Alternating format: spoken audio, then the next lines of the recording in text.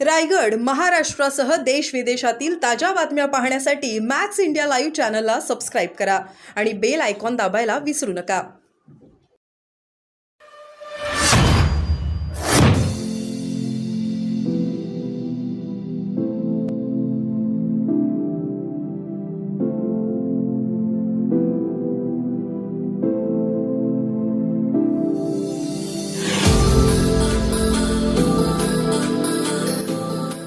रावणने पवारांच्या दोन्ही पवारांना नाव घेऊन सांगितलेलं आहे. एकंदरीत त्यांची भूमिका वेगळी आणि महायुतीमध्ये असणारी भूमिका वेगळी. काल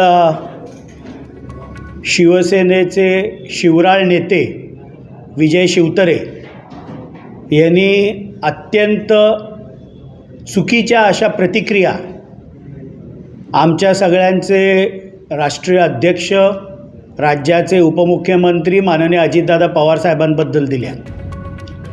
माजी मुख्यमंत्री एकनाथरावजी शिंदे यांना विनंती आहे की सातत्याने राष्ट्रवादीची असलेली शक्तिस्थळं, स्वाभिमान, मग ती बारामती लोकसभा असेल, रायगड लोकसभा असेल, याच्यावर वारंवार शिवसेनेचे नेते हे टीका टिप्पणी करत असतात.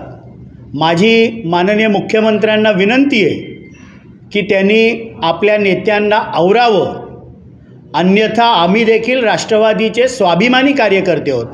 कोणाला जर वाटत असेल की कल्याण लोकसभा खूप जिंकणं सोपं आहे, तर राष्ट्रवादीचा स्वाभिमानी कार्यकर्ता वेगळा निर्णय निकाल देखील कल्याण लोकसभेमध्ये लागू शकतो.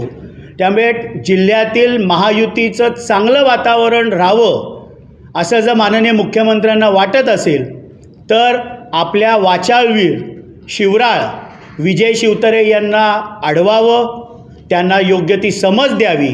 अन्यथा आम्हीही स्वाभिमानी कार्यकर्ते आहोत राष्ट्रवादीचे.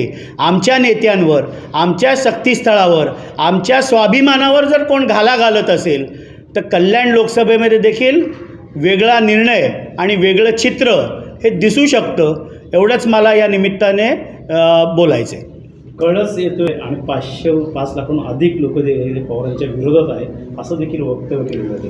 आकडेवारी सर 2019ला लोकसभेच्या निवडणुकीमध्ये मोठ्या मताधिक्याने राष्ट्रवादीचा त्या मतदारसंघामध्ये विजय झाला. सातत्याने बारामती लोकसभा हा विकास कामांच्या निमित्ताने हा राष्ट्रवादीकडे राहिलेला आहे आणि म्हणून त्यांचा वैयक्तिक अजेंडा शिवतरे जर चालवत असतील तर त्यांना योग्य समज ही मुख्यमंत्र्यांनी दिली पाहिजे. आम्ही देखील अनेक असे मतदारसंघ आहेत की ज्याच्यामध्ये राष्ट्रवादीचे कार्यकर्ते, पदाधिकारी वातावरण मग गढूळ करू शकतात.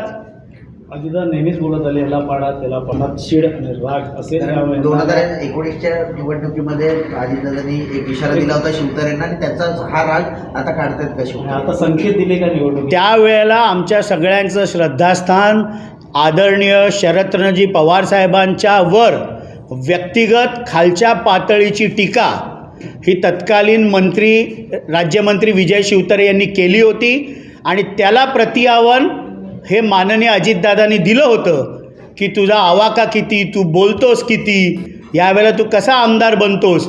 ही ज्या वेळेला विजय शिवतरेंनी आमच्या सगळ्यांचं श्रद्धास्थान आदरणीय साहेबांवर अत्यंत खालच्या पातळीची टीका केली होती, त्यावेळेला ते आव्हान अजितदादांनी दिलं होतं आणि संपूर्ण महाराष्ट्राला माहिती आहे की अजितदादा जे बोलतात ते त्यांनी त्यावेळेला करून दाखवलं. सर, आता बातमी नवीन येते की वरिष्ठ, मी त्याचं स्वागत करतो. माझी हीच विनंती राहील माननीय मुख्यमंत्र्यांना की त्यांच्या पक्षाचे नेते हे वारंवार राष्ट्रवादीची जी श्रद्धास्थानं आहेत, जे स्वाभिमानाची स्थानं आहेत, मग ती बारामती लोकसभा असेल, रायगड लोकसभा असेल, माननीय आमचे अजितदादा असतील, माननीय सुनील तटकरे असतील, यांच्यावर सातत्याने शिवसेनेचे काही वाचाळवीर नेते हे आघात करत असतात. मग त्याला चोख प्रत्युत्तर राष्ट्रवादीचे पदाधिकारी आणि कार्यकर्ते देखील आम्ही देऊ शकतो.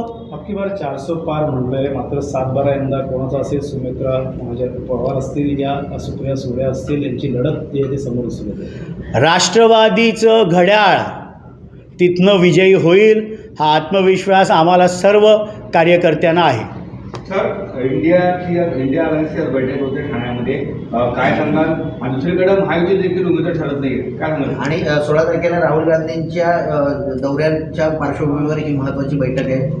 नाही, चांगलं आहे. इंडिया आघाडीच्या बैठकी होतात, त्यांच्या कायम ट्रायडंटला होत असतात. कधी वंचित आहे सांगतात, कधी नाही आहे, तो त्यांचा प्रश्न आहे.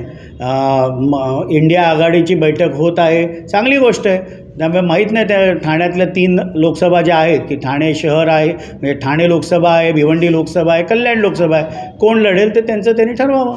मला विश्वास आहे की या तिन्ही ठिकाणी महायुतीचा उमेदवार विक्रमी मताधिक्याने विजयी झालेले असतील. पण या 3 ठिकाणी महायुतीचे उमेदवार देखील अजून ठरत नाही. ठरतील ना, घाई काय. 2 ठिकाणी तर म्हणजे जे आहेत केंद्रीय मंत्री माननीय कपिल पाटील साहेब भिवंडीमधनं आहेत, डॉक्टर श्रीकांत शिंदे कल्याणमध्ये, त्याबद्दल योग्य तो निर्णय वरिष्ठ घेतील आणि लवकरच सन्मानपूर्वक प्रत्येक पक्षाला जागा मिळून महायुतीचा फॉर्म्युला येईल. आपल्याला काळजी करायचं कारण नाही काही. पण ठाण्यात चेहरा मिळत नाही आहे. शिंदेगड बघायला गेलं तर भाजपने देखील दावा केलेला आहे. त्यामुळे आपापसात कुठेतरी आता इथे रस्सी केस सुरू झालेली आहे. मी काय सांगितलं की भाजप, तुमचा अनुभव कसा? नाही, भाजपचं केंद्रीय नेतृत्व माननीय गृहमंत्री अमितभाई शहा, भाजपचे राष्ट्रीय अध्यक्ष माननीय JP नड्डा साहेब, राज्याचे मुख्यमंत्री माननीय एकनाथरावजी शिंदे, राष्ट्रवादीचे राष्ट्रीय अध्यक्ष राज्याचे उपमुख्यमंत्री माननीय अजितदादा पवार, भाजपचं राज्यातलं शीर्ष नेतृत्व उपमुख्यमंत्री माननीय देवेंद्र फडणवीस साहेब, हे सगळे नेतेगण बसतील आणि लवकरच याच्यातनं मार्ग निघेल. सर, महायुती राष्ट्रवादी काँग्रेसचे जे काही घड्याळ आहे त्यातले काही जे काही उमेदवार त्यांना भाजपच्या चिन्हावर लढा सांगणार आहे, अशा एका दुसऱ्या पक्षात सुट्टीने दिल्यात का? काल देखील आमचे प्रांताध्यक्ष खासदार माननीय सुनील तटकरे साहेबांनी स्पष्टपणे सांगितलं की सन्मानपूर्वक जागा या तिन्ही महायुतीतल्या पक्षांना मिळतील. तो पक्ष त्यांच्या पक्षाचं चिन्ह घेऊन लढेल. राष्ट्रवादीचे सर्व उमेदवार हे घड्याळ चिन्ह घेऊनच लोकसभेची निवडणूक लढतील. सर, शिवतरेंनी जर तिथं त्रास दिला तर इथे राष्ट्रवादी कशामुळे काम करणार? ठाणे, कल्याण आणि भिवंडीची जागा आहे, त्या ठिकाणी मोठ्या संख्येने राष्ट्रवादी तुम्हाला देखील मोठ्या संख्येने इथं जे मताधिक्य मत. आहे. माझं स्वतःचं वैयक्तिक स्पष्ट मत आहे की महायुतीचे उमेदवार विक्रमी मताधिक्याने तिन्ही लोकसभा मतदारसंघ, मग ठाणे असेल, कल्याण असेल, भिवंडी असेल, इथनं विजयी झाले पाहिजेत. पण सातत्याने शिवसेनेचे शिवराळ वाचारवीर विजय शिवतरे हे आमच्या स्वाभिमानावर, आमच्या शक्तिस्थळांवर आघात करणार असतील तर राष्ट्रवादीचा स्वाभिमानी कार्यकर्ता कल्याणमध्ये वेगळं निर्णय आणि वेगळं चित्र देखील मग दिसू शकतं. त्यामुळे माझी माननीय मुख्यमंत्र्यांना विनंती आहे की आपल्या नेत्यांना आवरा. थँक्यू.